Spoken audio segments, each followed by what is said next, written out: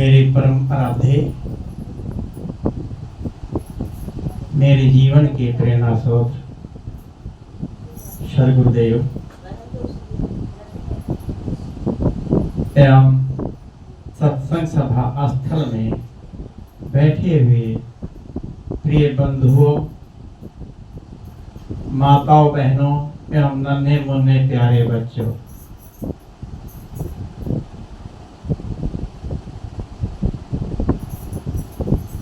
हम लोग नित्य प्रति लगभग 6 बजे वंदना पाठ करते हैं। वंदना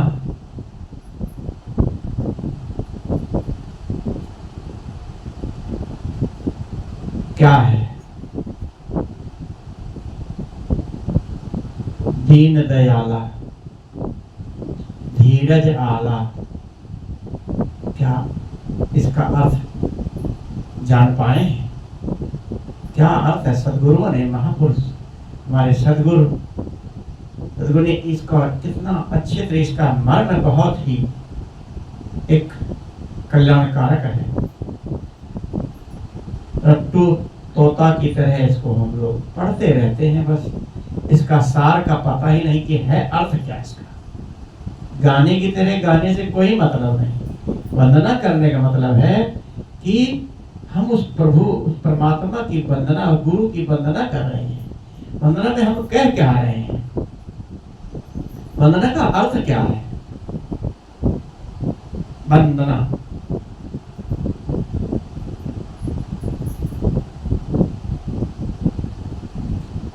दीन दयाला, दीन दयाल, उस सदगुरु बहुत दयावान है, दीन दयालु है। धीरज, धीरज आला, वो धीरजवान है। क्षमा को पाला, क्षमावान है, क्षमा को पाला। मेरी कोई गलतियां हो उसको क्षमा करो सदगुरु।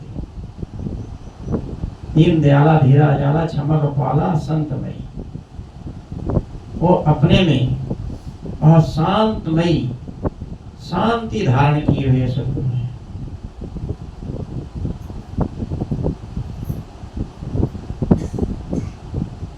दीन दयाला, धीरज आला, क्षमा को पाला, संतमयी, सदगुरु देवा पार करेवा।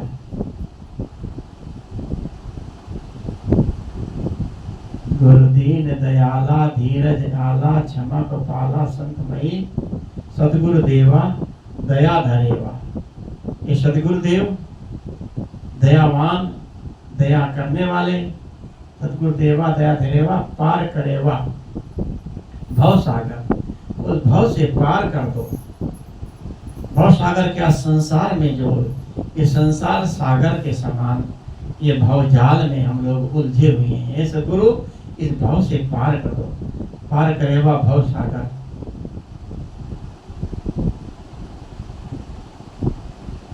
सदगुरु देवा दया धरेवा, पार करेवा भव सागर। इसे पार कर दो। गुरु दीन दयाला, धीरज आला, क्षमा को पाला, संतमयी, दया को धारण, क्षमा को, दया को धारण, संत उदाहरण, दया को धारण, अपने में दयावान है वो।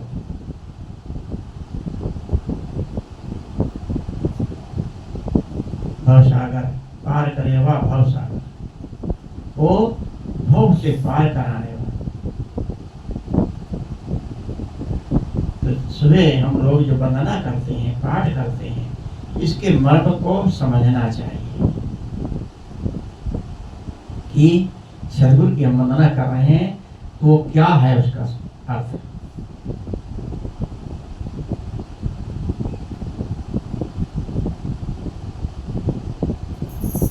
आज का विषय अपने आप को वासनाओं से कैसे मुक्त करें। अपने आप को वासनाओं से, वासना क्या है? हमारे अंदर राग, द्वेष, अहंकार, ममकार, काम, क्रोध की आग में हम लोग दिन रात जल रहे हैं इस संसार में। बहुत ही ये जो सदगुरु के लिए ताकि सत्य है कि बहुत ही मार्मिक, बहुत ही दिल को छूने वाली,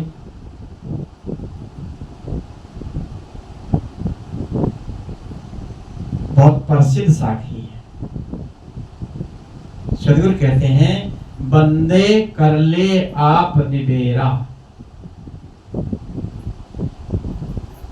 बंदे कर ले आप निबेरा, आप जियत लखो आप ठोर कर, मुये कहाँ घर तेरा। ये अवसर नहीं चेतो प्राणी, अंत कोई नहीं तेरा। कहे कबीर सुनो हो संतो, कठिन काल को घेरा। कितना जबरदस्त दिल को एकदम द्रवित कर देने वाली बैरागी भाषा में इतना जबरदस्त सदगुरु कबीर साहब मनुष्य को कहते हैं बंदे। बंदे का मतलब क्या होता है? जो बंधा हो, जो बंधनों में बंधा हो उसे बंदे कहते हैं। इसके सदगुरु कहते हैं, हे बंधे हुए इंसान, हे बंधमान जीव, तो अपने आप को स्वयं को छुटकारा कर। जीवन रहते रहते अपने आप को नहीं समझ सके हम कि मैं कौन हूं। जीवन भर खाने पीने, परिवार को पालने में, पूरे संसार में राग द्वेष में, इसी में अपने समय को बिता दिया। अपने को ही नहीं समझ सके मैं कौन हूं। सदगुरु कहते हैं, अपने आप की स्थिति कर।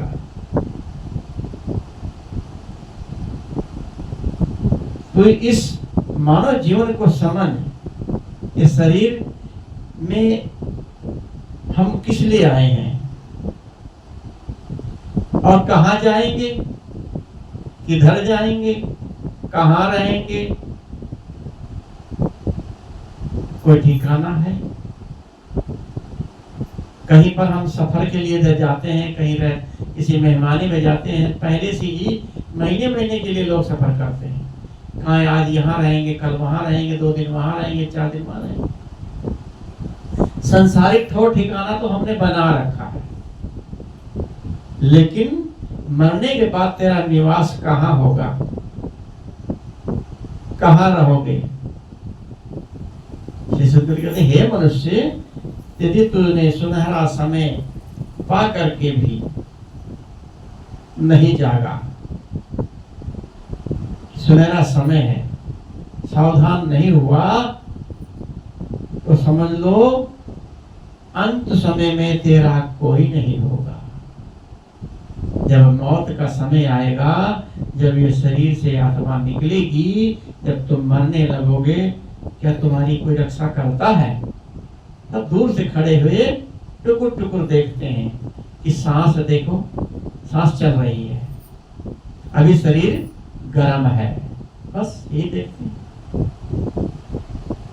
और मरते समय वैसे कोई कष्ट तो नहीं है, लेकिन शारीरिक कष्ट के कारण से कितने लोग मरते हैं तो बहुत कष्ट होता है। तो सदगुरु यहाँ समझाते हैं, ये काल का आक्रमण जब होगा बहुत जबरदस्त होगा। सदगुरु ने यहाँ 4 पंक्तियों में पूरे जीवन का सार कह दिया है। बंदे कर ले आप निबेरा, आप अपना छुटकारा करने का मतलब है हम लोग बंधे हैं, तभी तो बंदे कह रहे हैं, बंधे हैं। अब इसमें कैसे बंधे हैं? किसी ने रस्सी से बांधा है। अगर कोई रस्सी से बांध दे तो एक रस्सी से बांध दे तो शायद हो सकता है हम उसको तोड़ दें। कोई बलवान हो 2-4 भी तोड़ सकता है, लेकिन अगर कई रस्सियों से अगर उसको बांध दिया जाए, 10-20 रस्सियां उसके शरीर में, तो तोड़ना बहुत मुश्किल है। तो बाहरी बंधन एक अलग चीज है। यहाँ पर तभी सद्गुरु ने कहा है, बहु बंधन से बांधिया ए बेचारा जीव, के तो छोटे आपने केर छुड़ावे पियो। कि बहु बंधनों से बांधा है जीव। ये जीव जो है आज से नहीं बंधाता आ रहा, अनादि से कितने कल्पों, हजारों लाखों करोड़ों की बात नहीं है, कितने कल्प युग बीत गए और ये जीव अनादि से भटकता आ रहा है और भटक रहा है। कब तक भटकेगा?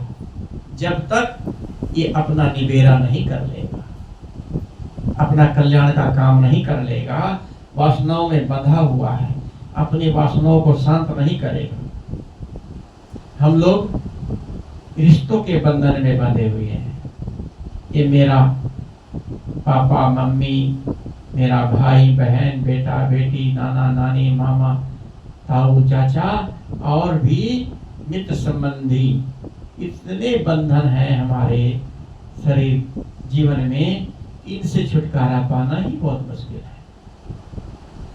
लेकिन सद्गुरु कहते हैं इन बंधनों से मुक्त कब होगे?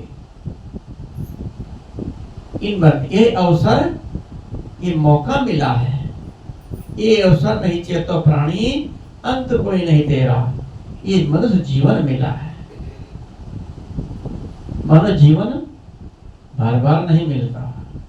ये अवसर, ऐसा मौका मिला है हमें अपने बंधनों से मुक्त होने का। तो इस मौके को हम कैसे चूकने दें? हमारे को यहाँ पर सब सुविधा है, सत्संग मिल रहा है, अच्छे संत महापुरुष गुरु मिल गए हैं, नित्य प्रति सत्संग सुन रहे हैं, संत महापुरुष आते हैं, उनके सत्संग सुनते हैं। इतना कुछ मिलने के बावजूद भी यदि हम अपने को मुक्त ना कर पाए, फिर कभी भी मुक्ति का अवसर नहीं मिल सकता। ये पक्का है। किसने देखा अगला जन्म मनुष्य का होगा? जानवर का हुआ तो क्या जानवर भक्ति करेगा, सत्संग सुनेगा, ज्ञान सुनेगा? कभी नहीं। लेकिन सद्गुरु जी कहते ये अवसर नहीं चेतो प्राणी, अंत कोई नहीं तेरा, अंत समय में तेरा कोई नहीं होगा। अपने अंदर के बंधनों को जब तक हम नहीं काटेंगे, सद्गुरु कहते हैं कि हे बंधे हुए मनुष्य, अपने आप को इन वासनाओं से छुड़ाओ, तभी तो मुक्त होगी। अगले जन्म की आशा मत करो, इसी जीवन में ही मुक्ति 50 साल की उम्र हो जाती है। 50 साल में सद्गुरु रघुनाथ साहब जी कहते थे कि एक बार मैं बैठा था, बैठे बैठे दिमाग ऐसा कौंध गया, अरे 50 साल का हो गया हूँ। 50 साल का, 50 साल के अंदर पता नहीं कितनी बार हम मोक्ष ले सकते हैं। कितनी बार मोक्ष तो एक ही बार लिया जाता है, लेकिन 50 साल के जीवन में हम अपने को एक बार भी मोक्ष नहीं ले पाए, यानी मुक्ति में नहीं जी पाए, मुक्ति में नहीं रहे, तो जीवन पाने का कोई मतलब नहीं। जीवन भर रोते रोते आए और तड़प तड़प के चले गए, ये जीवन का क्या मतलब है? आगे सद्गुरु कहते हैं आप जियत लखो, आप ठोर कर मुझे कहाँ घर तेरा। यहाँ पर सद्गुरु 3 बातें, इस पंक्ति में 3 बातें बताई हैं अलग अलग। आप जियत लखो, आप ठोर कर मुझे कहाँ घर तेरा, कि आप अपने जीते जी लखो अपने आप को। लखना क्या है? हम सबको देखते हैं, किंतु हम अपने को कहाँ देखते हैं? किसी ने थोड़ा सा आपके अनुकूल काम नहीं किया, थोड़ा कटु बोल दिया, मन दुखी हो गया, मन में राग द्वेष हो गया, गुस्सा क्रोध हो गया, तो मन को हमने कितना सोहरौना बना लिया है कि कोई जरा सा भी कुछ कह दे तो बड़ा दुख होता है। इसीलिए सर कहा कि प्रेम, ज्यादा प्रेम अब किसी से मत करो। प्रेम करे बहुत खोए, प्रेम करे चकवा चकवी, रात रात बिलग हो जाए। ज्यादा किसको मानोगे, उसने थोड़ा सा भी कटो जरा सा कह दिया, उसकी बात का बड़ा दुख होता है। प्रेम करो पर मोह ना करो, मोह ही सारे दुख का कारण है।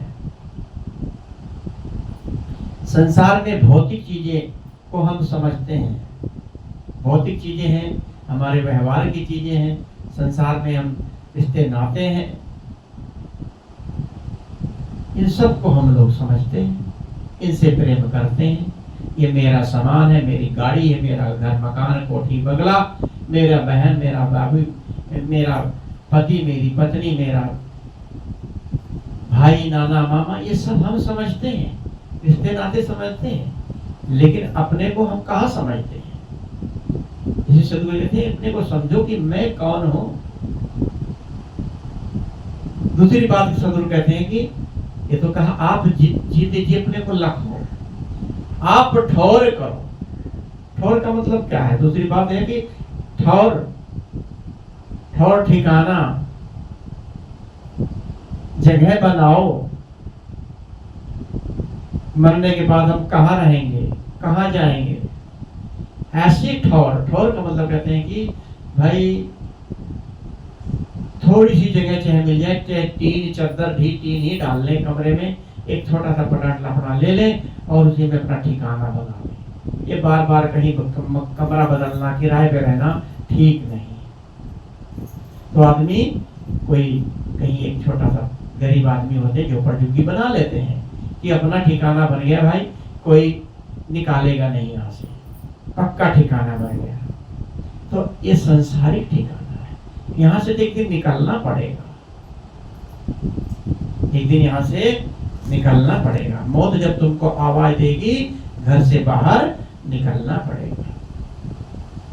लेकिन ऐसा ठौर बनाओ जहाँ से फिर उठना ना पड़े। कोई नहीं कह रहे भाई उठो यहाँ से, यहाँ क्यों बैठे हो, यहाँ क्यों रह रहे हो, खाली करो। लेकिन सदगुरु कहते हैं असली ठौर ठिकाना ये आत्मा जीव, अस्थाई ठिकाना, अस्थाई घर हमारा कहाँ होगा? अपनी स्वरूप स्थिति है, अपनी आत्मा में लीन रहना ही असली ठौर ठिकाना है। अपने चेतन स्वरूप में अपना ठौर ठिकाना है, अपने में स्थित हो जाना। मरने के बाद जीव कहीं जाता रहता नहीं है। सदगुरु बिलास साहब जी कहते थे कि किसी ने क्वेश्चन किया कि मरने के बाद जीव मोक्ष हो जाता था, कहाँ रहता है, कहाँ जाता है, कहाँ रहता है? कहीं भी नहीं रहता, अपने आप में रहता है। कैसे रहता है? जैसे सूरज चांद तारे अपने आप में स्थित है, ऐसे आत्मा अपने आप में स्थित हो जाएगी, जन्मना मरना खत्म हो जाएगा। ये ठौर ठिकाना है। तीसरी बात सदगुरु कहते हैं मुझे कहाँ घर तेरा, हे मुझे, हे मरने वाले, तेरा घर कहाँ है? मर जाने के बाद तुम्हारा घर कहाँ होगा? आप जीते जी लखो, अपना ठौर ठिकाना बनाओ और मुझे मरने वाले तेरा घर कहाँ है, अपना घर ढूंढो। मर जाने के बाद कहाँ रहेंगे हम? ये सबसे बड़ा भय है। मरते समय शरीर को कष्ट कहते हैं होता नहीं है, लेकिन कष्ट उसको होता है जिसने गलत कर्म किए होते हैं। मरने के बाद एक तो शरीर से भी तड़प तड़प के मरता है, दिखाई नहीं देता, सुनाई नहीं देता, चला नहीं जाता, और भी अन्य व्याधियां शरीर में लग जाती हैं, तो बुढ़ापा उसका बहुत कष्टदायी होता है। तो मरते समय ऐसे व्यक्ति को बहुत कष्ट होता है, नहीं तो कोई कष्ट नहीं होता। तो हमें ऐसा जीवन बनाना चाहिए कि मरते समय हमारा शरीर शांति से जाए। मौत दो प्रकार की बताई गई, जैसे कि अगर हमने कर्म अच्छा नहीं किया तो मौत आकर के बिल्ली जैसे चूहे को दबोच लेती है और चूहा ची से कह के रह जाता है। ऐसे ही मौत जो है आएगी, काल आएगा, एकदम दबोच लेगा, आप बस ची से कह के रह जाओ, प्राण निकल जाएगा। और दूसरी मौत आती जैसे राजा साहब के वस्त्र दरबार में से जब घर आते हैं सब अपने महल में, तो नौकर उनके कपड़े उतारता, पहले पगड़ी उतारता है, फिर जूते उतारता है, राजशाही कपड़े उतारता है, दूसरे कपड़े पहनाता है। ऐसे ही अच्छे कर्म करने वाले व्यक्तियों को मौत ऐसे आती है, पता ही नहीं चलता कब शरीर छूटेगा। तो कर्म ऐसा करो कि मरते समय हमें कोई कष्ट ना हो, निर्मोह भाव से जीवन को जियो। यदि सारी वासनाओं से मुक्त हो गए तो उसमें चिंता करने की जरूरत नहीं है, अपने आप में रहो। इसलिए सदगुरु कहते हैं ए अवसर, आगे कहते हैं ये अवसर नहीं चेतो प्राणी, अंत कोई नहीं तेरा। कि ये अवसर, ऐसा मौका मिला है, ये मौका अवसर क्या है, बहुत मार्मिक बात कि इतनी चेतावनी देते हैं कि ये अवसर नहीं चेतो प्राणी। ऐसे मौका मनुष्य का मौका मिला है, मनुष्य जीवन मिला है, फिर भी यदि हम नहीं चेते तो समझ लो फिर हम तो हमारी मुक्ति कहाँ होगी, कौन सा जीवन मिलेगा, नरक मिलेगा। नरक क्या है, कीड़े मकोड़े, पशु पक्षी, कीट पतंगे, जानवर, इन्हीं में ही ये 84 लाख योनियों में इसी में जीव भटकता रहेगा। ये जो मौका मिला है हमें सावधान हो जाना चाहिए। सत्संग मिल रहा है, संतों का दर्शन हो रहा है, ये सब कितना हमारा सौभाग्य है। हम फिर भी अपने स्वरूप को नहीं पहचानते, हम फिर भी सोचते हैं चलो कल सत्संग सुन लेंगे, रोज तो सुनते ही हैं, चले जाएंगे सत्संग में। बहुत बड़ा घाटा करते हैं हम लोग। बहुत बड़े सौभाग्य की बात है कि हम लोग नित्य नियम से सुबह सदगुरु का नाम लेते हैं, कुछ शब्द बोलते हैं, विचार सुनते हैं, कुछ ना कुछ तो मन में बैठता है। और डेली पर नित्य नियम से यही तो भजन है, यही ध्यान है। यदि हम अपने को सत्संग सुन करके भी चेंज ना कर सके तो सत्संग सुनने से भी कोई लाभ नहीं। इधर सुना उधर निकाल दिया। सत्संग में राग द्वेष को दूर करने की बात बताई जाती है। क्रोध ना करो, किसी ने कटु कह दिया उसको इतने दुखी मत हो, इतना गुस्सा क्रोध अंदर ना रखो। तो यही किसी को तो दूर करने की बातें डेली प्रतिदिन यही बातें तो कही जाती हैं। और क्या सत्संग में सुनाया जाता है कि अपने विकारों को मारो, अपने अंदर जो अहमता ममता है उससे दूर रहो। मोह और प्रेम में अंतर है। प्रेम एक अलग चीज है। सदगुरु कहते हैं मोह प्रेम करो पर मोह ना करो। मोह ही हमारे गल की फांसी है। हम जिससे मोह कर लेते हैं, प्रेम कर लेते हैं, उसमें क्या अंदर उसके प्रति हमें भावना ऐसी उठती है, उसकी चेहरा देखने के लिए मन तड़पता है।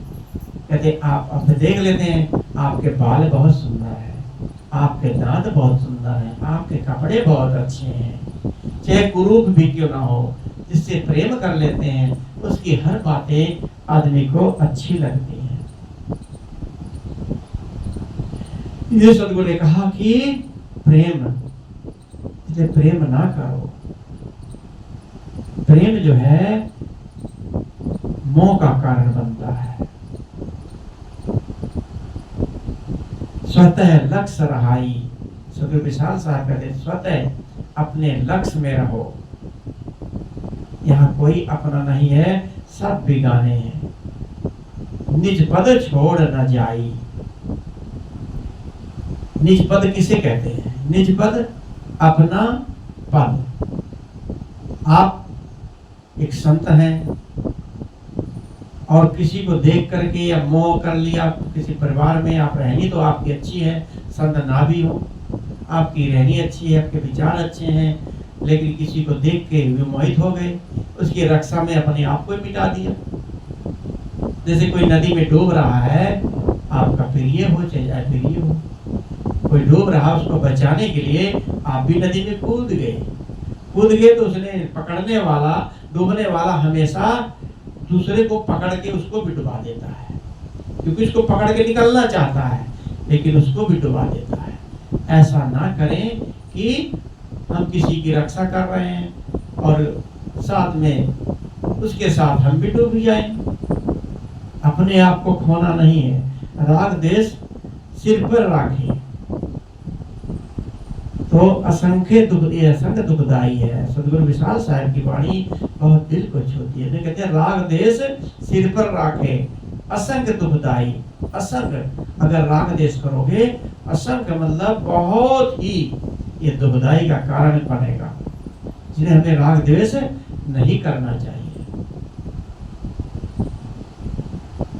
हमें नियम से कोई काम करेंगे तो उसका लाभ जरूर मिलता है।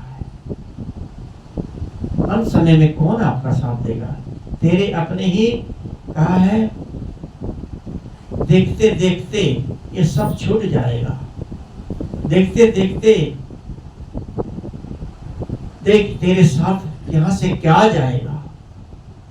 देखते देखते ही तेरे अपने तुझे शमशान ले जाएंगे। देखते देखते ही तेरे अपने जला के चले आएंगे। तो यहाँ क्या है? आगे सदगुरु कहते हैं, कहे कबीर सुनो हो संतो, कठिन काल को घेरा। बहुत कठिन है, एक काल का घेरा बहुत कठिन है। काल क्या है? काल कोई भैंसे में सवारी होकर जैसे अमरा जाता है, ऐसा नहीं है। तो डराने के लिए एक फोटो बना दिया जाता है, विकराल रूप, जिससे आदमी भयभीत हो। काल मौत है। जब तड़प तड़प के मरता तो काल ही ले जाता है। कोई कहते हैं कि जिसकी आत्मा ऐसे आराम से सिमट जाती है, वो समझ उसका मोक्ष हो गया। तो अज्ञान का घेरा है ये काल, मौत का घेरा एक काल है। बहुत कष्ट होता है। सदगुरु कहते हैं, मन को मृतक जान के, मन को मृतक जान के मत कीजिए विश्वास। सदगुरु विशाल साहब की वाणी है। साधु तब तक भय करे जब तक पिंजर साथ। मन को मृतक जान करके, इस अपने मन का मृतक, इस अपने को हमेशा मरा समझो, मरा समझो। अगर संसार से हम मर गए तो समझ लो कल्याण हो गया। ये न सोचो कि हमारा मन तो पक गया है, सत्संग सुनते हैं, हम कैसे विचलित हो सकते हैं। साधु को भी जीवन भर अपने को ध्यान रखना होता है। अपना नियम संयम सत्संग ध्यान हमेशा करना चाहिए। चाहे साधु है, चाहे साधक है, चाहे गृहस्थी है। अगर सोचो हम लोग सत्संग कर लिए, अब तो बस हो गया, अपना नियम संयम कर लिया, ऐसे से कल्याण हो जाए, इससे कल्याण होने वाला नहीं है। जब तक हम अंदर से अपने आप को काम मोह राग देश को नहीं मिटा देंगे, जीते जी मर जाओ। ये सदगुरु कहते हैं, मरते मरते जग मुआ, मुआ न जाना कोई। ऐसा होए कि न मुआ बहुर न मरना हो। मरते मरते जग मुआ, मुआ न जाना कोई। ऐसा हुई कि ना मुआ तो बहुर न मरना। संसार मर रहा है, दुनिया मर रही है, देख रहे हैं, पर असली मरना दूसरा है। मुआ असली मरना कोई नहीं जानता। ऐसा हुई कि मरो कि दोबारा फिर जन्म ना लेना पड़े, इस संसार में ना पड़े। ऐसा हुई कि मरो कि मरते मरते जग मुआ बहुर न किया विचार। मरते मरते जगमुआ, ये दूसरी साखी है। मरते मरते जगमुआ, बहुर ने किया विचार, एक सयानी आपनी, परबस मुआ संसार। परबस, दूसरे के अधीन होकर के होशियार बनते हैं, एक सयानी अधीन होकर के हम मरते हैं। अपने मरने पे विचार ही नहीं करते। मरते मरते जगमुआ, बहुर ने किया विचार कि हमें कैसे मरना चाहिए। एक छोटी सी कहानी, छोटी सी, बहुत छोटी। एक सुग्गा तोता था। एक संत कहीं सत्संग में जा रहे थे, तो तोते ने सोचा भाई संत है कहीं जा रहे हैं, कि भाई आप सत्संग में जा रहे हैं? कहे हाँ। कि आप अपने गुरु जी से एक मेरा प्रश्न है करना, और मुझे कह बोलो। कहे कि मेरा जो है कि यहाँ से छुटकारा कब होगा? मैं इस पिंजरे में कैद हूँ, कब मुक्ति होगी मेरी? इस पिंजरे में कैद हूँ। ठीक है भाई। तो गुरु जी के पास गए, सत्संग सुना। चलते समय उन्होंने गुरु जी से कहा, सब लोग चले गए तो वहाँ अकेले गुरु जी बैठे थे। तो कहा गुरु जी, एक तोता हमारे पड़ोस में, उसने एक प्रश्न किया, बताइए। कहे कि उसने कहा कि मेरी मुक्ति कैसे होगी, कैसे मुक्त होगा? तो गुरु जी सुनते ही एकदम बेहोश हो गए, गिर गए, लुढ़क गए। तो संत जी भागे वहां से कि पता नहीं क्या हो गया इन्हें, कहीं कोई देख लेगा, कहेगा पता नहीं क्या कर दिया। भागे वहां से आए तोते के पास, भाई पूछा कुछ? क्या पूछा? मैं उनसे प्रश्न किया और वो तो एकदम लुढ़क गए, गिर गए। तोता तो समझ गया, तोते ने भी तुरंत एकदम लुढ़क गया, तो भी पिंजरे में गिर गया बेहोश। तो संत जी वहां से भी दौड़े भागे, ये भी गिर गया, बेहोश हो गया। कुछ देर के बाद मालिक ने कहा भाई तोते कुछ खिलाओ पिलाओ, उसको निकालो। तो नौकर गया, देखा तो तोता मरा पड़ा। कहे तो मर गया, निकाल के बाहर करो। तोते को जब निकाल के बाहर रखा, तोता फर से उड़ गया। तो ये कहने का सारी कहानी है, तोता इतना कुछ नहीं जानता, लेकिन समझाने के लिए एक उदाहरण दिया जाता है कि जीते जी अपने को मोक्ष पाते हो, मोक्ष पाना है तो जीते जी अपने को मार लो। संसार में समझ लो हम नहीं हैं, किसी ने कुछ कह दिया मत बुरा मानो, ये पर इसको मन को पक्का करो और किसी मोह में ना फंसो। मोह बहुत ही दुख का कारण होता है। जब तक दिल पर दिल नहीं, तब लग सब सुख ना आए। जब दिल से दिल लगा लोगे फिर कोई सुख नहीं मिलने वाला है। जिससे प्रेम करोगे उसका सब कुछ स्वभाव, व्यवहार, बोल बहुत अच्छा लगता है। इसलिए प्रेम इतना ना करें, प्रेम करें पर मोह ना करें। धीरे सदगुरु ने कहा कि कहे कभी सुनो हो संतो, कठिन काल को घेरा। ये बहुत ही काल का घेरा बहुत ही कठिन है। काल है मौत। जब मौत आएगी तो कुछ पता नहीं लगता कब अचानक मौत आ जाए। क्या कहीं लिख के दिया है कि तुम्हारी मौत 20 साल के बाद, 30 साल के बाद, 50 साल के बाद, 80 के बाद आएगी? कोई ठिकाना नहीं, कब अचानक आ जाए। इसलिए हर समय मरते रहो कि कल का दिन पता नहीं देख पाए कि ना देख पाए। इसलिए आज पूरा दिन हम अच्छा बिताएं, अच्छा जीवन बिताएं। इसलिए अपने आप को संसार से छुड़ाना है तो अपने आप को संसार से अलग करो, निबेड़ो। निबेड़ना का मतलब छुटकारा पाना। अहंता, ममता, वासनाओं से दूर रहो। ये बंधन तभी मिटेगा, नहीं तो जीवन भर हम इसी में भटकते रहेंगे। इसलिए सदगुरु ने कहा कि बंदे कर ले आप निबेरा, आप जियत लखो आप ठोर कर, मुझे कहाँ घर तेरा। जीते जी नहीं चेतो प्राणी, अंत कोई नहीं तेरा। कहे कभी सुनो हो संतो, कठिन काल को घेरा। इसलिए इसलिए ये शब्द बहुत ही मार्मिक, हमारे जीवन को मार्गदर्शन कराने वाली, इसलिए सभी कबीर साहब की हर वाणियाँ बहुत ही मार्मिक होती हैं। इन पर विचार करना चाहिए, जो सुने उस पर थोड़ा बहुत मनन करना चाहिए कि वास्तव में सदगुरु कबीर साहब सही बोल रहे हैं, ठीक बोल रहे हैं। इन्हीं शब्दों के साथ अपनी वाणी को विराम देते हैं। बोलिए सदगुरुदेव की जय।